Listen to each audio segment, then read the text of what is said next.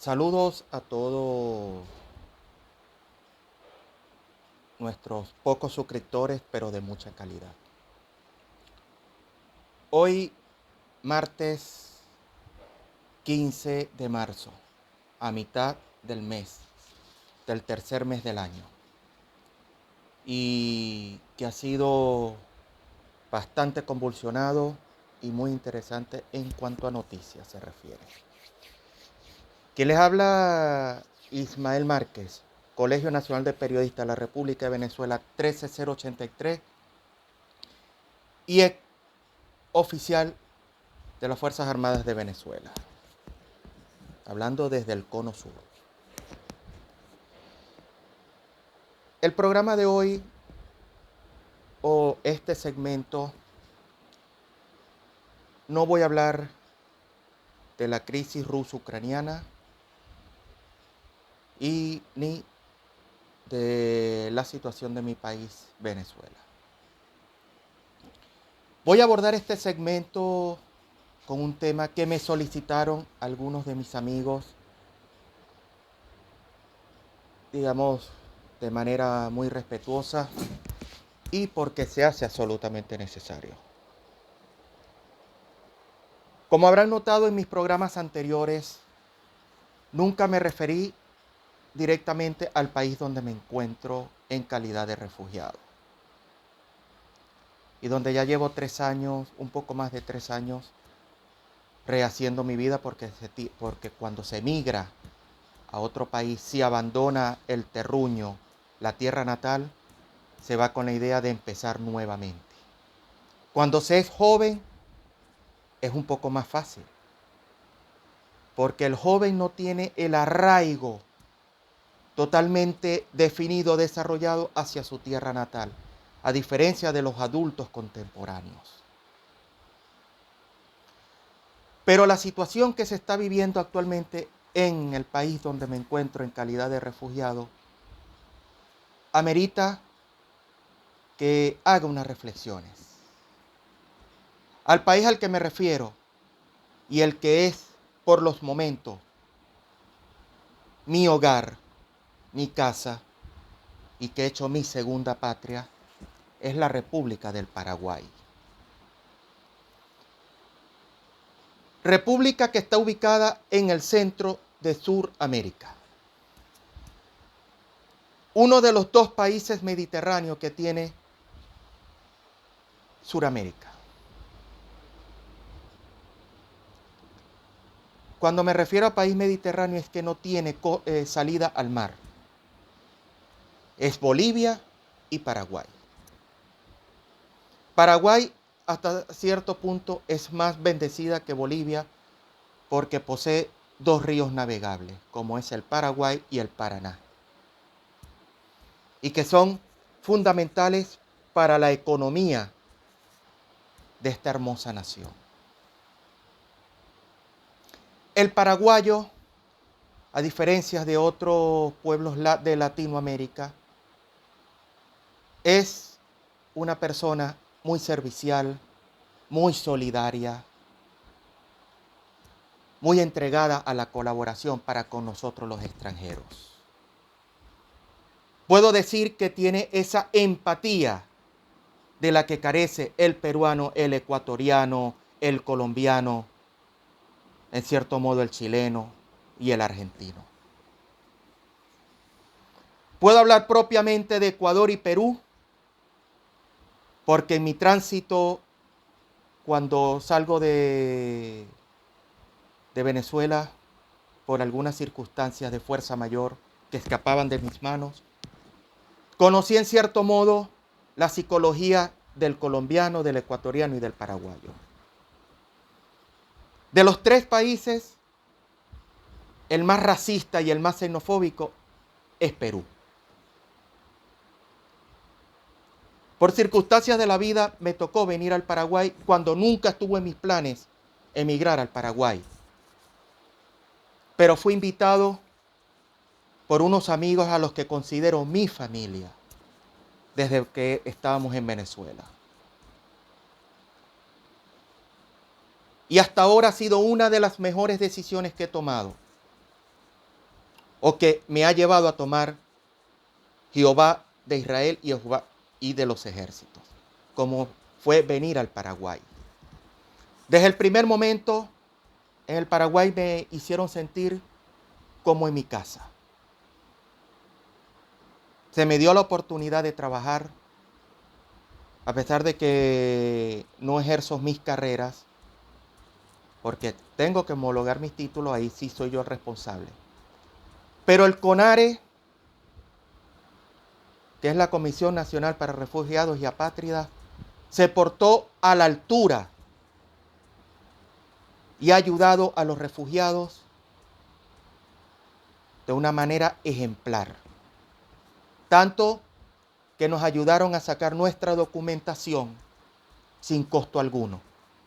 Muy diferente a lo que han hecho en otros países. E incluso sin tener la documentación, es decir, la cédula paraguaya, con mi certificado o mi carta de refugiado, tenía acceso y derecho a la salud pública. Y no porque me lo contaron, sino porque lo viví. Pude acceder al servicio hospitalario. El primer caso fue por odontología. Y no hubo ningún tipo de discriminación cuando presenté mi pasaporte. Es más, me abrieron mi historia médica con mi número de pasaporte. Y me atendieron como si fuera un paraguayo más. E incluso se me dieron los medicamentos sin discriminación alguna.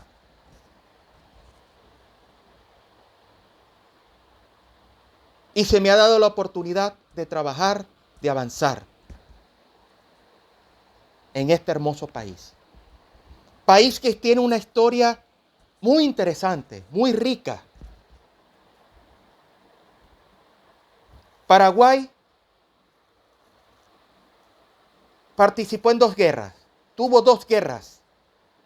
La primera conocida como la Guerra Guazú o la Guerra contra la Triple Alianza, que se da de 1865 a 1870 y que estuvo a punto de aniquilar este hermoso país cuando se enfrentó a 3 naciones, al Imperio del Brasil, a Argentina y a Uruguay. Gobernaba para ese entonces el más grande héroe de esta nación, como fue el mariscal Francisco Solano López, y que hasta el último momento enfrentó a una fuerza mucho mayor en número de hombres y en número de armamento. Y muere en Cerro Corá en marzo de 1870, enfrentando la última embestida de los brasileros. Paraguay sufrió 6 años de ocupación de las fuerzas aliadas. 6 años de saqueo y de abuso. Pero se levantaron porque son herederos de un pueblo guerrero como es el pueblo guaraní. Que por ironía o vueltas de la vida, están emparentados genéticamente con el pueblo caribe de Venezuela, o cuando existieron los caribes en Venezuela.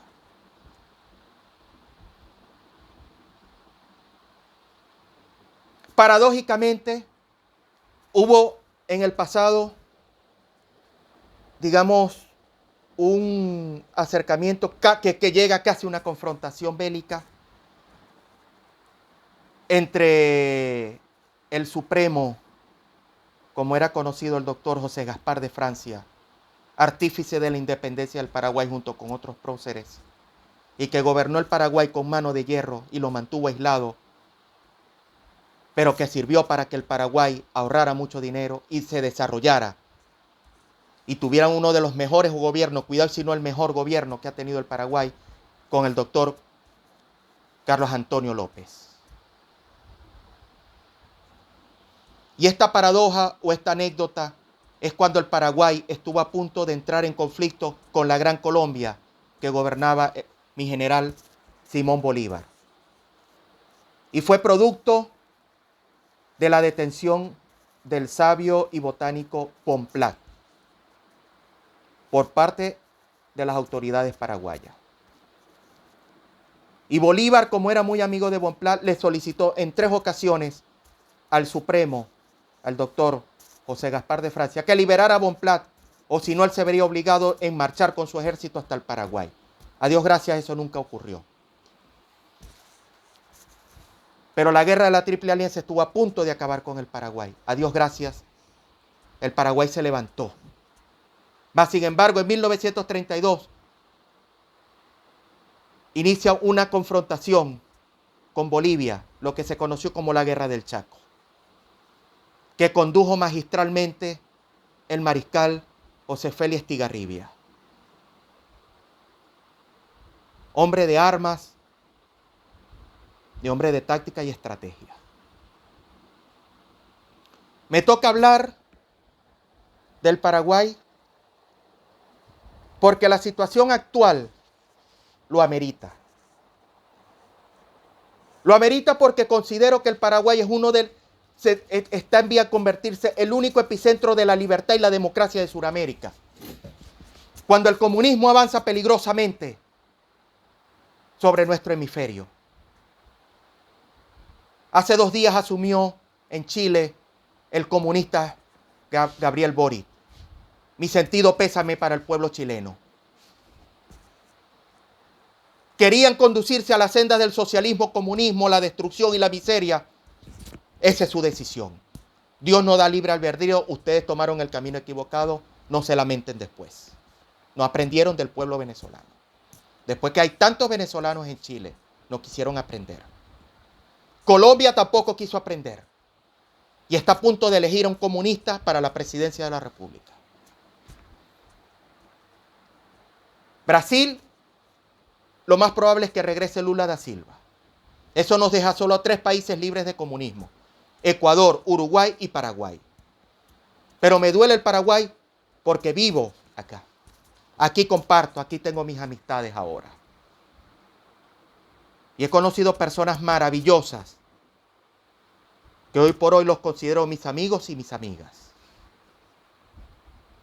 Pero estoy viendo síntomas que puede utilizar la izquierda para apoderarse de este país.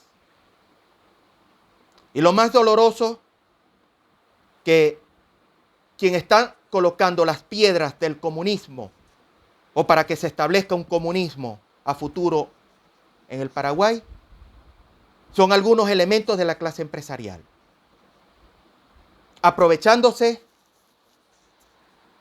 de las bondades que da la democracia paraguaya, porque la considero una de las democracias más estables cuando dieron al traste con el gobierno de mi general Alfredo Stroessner en 1989. Y el Paraguay se da una nueva constitución en 1992. Constitución que es netamente democrática y afortunadamente todavía existe separación de poderes. Pero estoy viendo con preocupación cómo algunos sectores del poder económico están tomando decisiones que afectan a la población. Y me refiero al aumento del combustible y de los carburantes. ¿Por qué? Porque del aumento del combustible va a derivar el aumento de otros bienes y servicios. Estaba planteado un tercer aumento del combustible para este fin de semana, pero hubo protesta entre jueves y el viernes y por ahora han paralizado el aumento. Eso no significa que no venga ese aumento. Señores,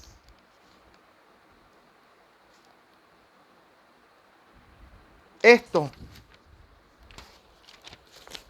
puede traer consecuencias nefastas, tanto para la economía como para la estabilidad política del Paraguay. En lo personal, respeto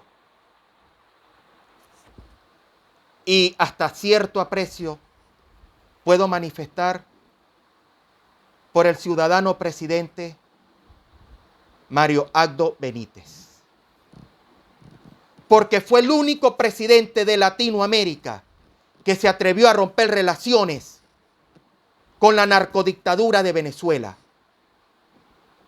Y lo hizo cuando le dijo muy decentemente al embajador de la narcodictadura venezolana que abandonara el Paraguay. Y a su vez convocó a su embajador en Venezuela para que retornara al Paraguay. Y fue el único presidente que se atrevió a decirle en su cara al troglodita genocida de Nicolás Maduro que era un dictador. Eso fue en la reunión del año pasado, en una de esas cumbres. Creo que no recuerdo si fue de UNASUR o del Mercado Común del Caribe. Y dijo estas palabras: mi presencia aquí no significa que lo reconozca usted como presidente. Le dijo en su cara dictador, y esto colocó de muy mal humor al tirano. Eso los venezolanos y sobre todo yo se lo reconozco y se lo agradezco, señor presidente. Ahora, señor presidente Mario Abdo Benítez, si en algún momento llega a ver este video, llega a ver este programa, sepa que no me estoy involucrando en la política interna de esta hermosa nación. Mas, sin embargo, me preocupa y me duele lo que pueda pasar. Señor presidente, sabemos que usted es un demócrata carta cabal. No me queda duda de eso. Y que le ha tocado sondear los factores políticos que no son fáciles de trabajar. Mi general Simón Bolívar dijo una de las frases más hermosas, que dijo: dichoso aquel hombre que se mueva entre las aguas de la política y de la guerra y mantenga su honor intacto. Escúchela y reflexiónela. Pero debo decir que después de mucho analizar, considero que hay dos individuos, y voy a decir sus nombres, que están colocando en peligro la estabilidad del Paraguay y que están jugando con la paciencia del paraguayo. Me refiero a los ciudadanos Luis Ortega, presidente de la Shell Paraguay, y creo que dueño de 2 emblemas más, y al señor Miguel Bazán, presidente de la Cámara de Distribuidora Paraguaya de Combustible, que son los que anuncian el aumento del combustible cada vez que le da la gana, alegando que el precio del combustible es insostenible por el alto costo del barril del petróleo. Pues sepan que ayer el barril de petróleo ya estaba en $117, bajó de 140 a 117. Dije en un programa anterior que si el negocio del combustible fuera tan mal negocio y diera pérdida, ningún empresario invierte para perder. Y cada día veo que hay más distribuidoras de combustible, lo que se traduce en generación de empleo. Y eso es importantísimo. También soy un fiel creyente y defensor del libre comercio. Pero tampoco puedo arrodillarme ante la teoría del laissez-faire, que dice dejad hacer y dejad pasar. Que el sector privado es quien toma las decisiones con la mínima intervención del gobierno. Eso jamás. Debe haber un equilibrio. Si el deber del sector privado es generar riqueza para la estabilidad económica de una nación, es sagrado deber del gobierno velar por el bienestar de los gobernados. Si el sector privado quiere aumentar el precio del combustible, que lo haga con sus empresas. Para eso existe en términos de economía aquello que se denomina soberanía del consumidor. Es decir, el consumidor tiene el derecho y la potestad de escoger la marca de su preferencia, de consumir lo que quiera consumir, sin que nadie le diga nada. Ese es su libre albedrío, ese es su derecho. Pero también es cierto que existe Petropar, Petróleos del Paraguay, que puede mantener los precios acordes a las necesidades de la población y no dejarse presionar por el sector privado para que también aumente. Y esto porque una vez leí las declaraciones del viceministro de Comercio, Pedro Mancuello, quien dice que se va a crear un fondo de estabilización para los precios del combustible. Pero en una de sus declaraciones leí que la vez pasada aumentaron porque el sector privado no estaba vendiendo nada y Petropar estaba vendiendo. Excelente que Petropar estuviera vendiendo bastante, porque vende por volumen y no por ganancia, lo que le permite aumentar sus ingresos. Mas, sin embargo, es completamente falso que el sector privado no estaba vendiendo. Claro que estaba vendiendo. Porque cada quien ejerce lo que dije, soberanía del consumidor. El consumidor consume lo que quiere consumir. Si le gusta la calidad, buscará combustible de calidad. Si le gusta la economía o porque su bolsillo así lo establece, buscará economía, buscará ahorrar. Pero no se le puede conducir al paraguayo a que tenga que consumir lo que diga el sector privado, porque esto alimenta el resentimiento. Y no hay nada más peligroso para la estabilidad de una nación que un pueblo molesto y con alta carga de resentimiento, porque puede generar en violencia y en amenazar la estabilidad de las instituciones democráticas y abonar el camino para que la izquierda tome el poder. Mire el ejemplo de Colombia y de Chile, cuando se dieron los llamados estallidos sociales. Y ya había ocurrido en Venezuela en 1989, cuando llamaron el Caracazo. Abonó el camino para que llegara un Hugo Chávez y destruyera Venezuela. Abonó el camino para ahora que se monte en la presidencia de Chile un Gabriel Boric, un comunista, un ignorante y un marxista recalcitrante. Y está abonando el camino para que un Gustavo Petro llegue a la Casa de Nariño en Colombia. Señor presidente,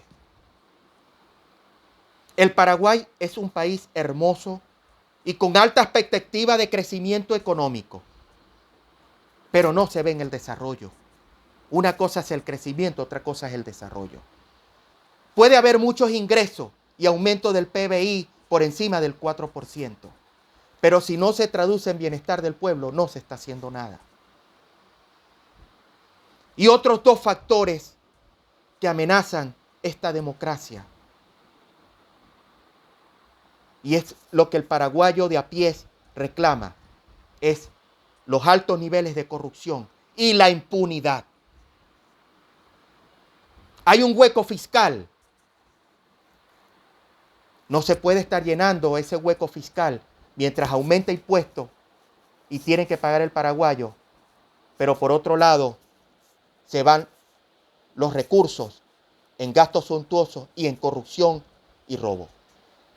Eso no se puede tolerar. No se puede tolerar.